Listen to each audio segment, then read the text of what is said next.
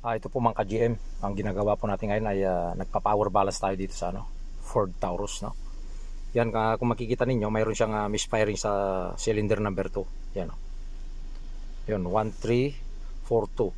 Kasi ito, in-scan natin, bali ang code nito ay V0303. Cylinder number 3 misfiring. Tapos yung number 2, V0302, yung kanyang DTC code, no. Ngayon, yan, no. Kung mapapansin natin, i-clear muna natin, no. Yan, clear natin. So yan, makikita ninyo yung kanyang graphics dito sa ating power balance na ginagawa. Yan. Yan, no. Number 2 masyado siyang mababa. Misfire siya, no. Tapos ang ating i-accelerate natin. Yan, no, yung number 3, oh. Bumabagsak yung number 3 sa number 2. So yun po yung ating titignan dyan.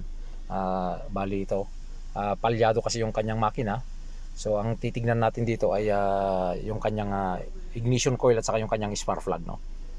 Yan, kasi 3-in-2 yung misfiring cylinder niya.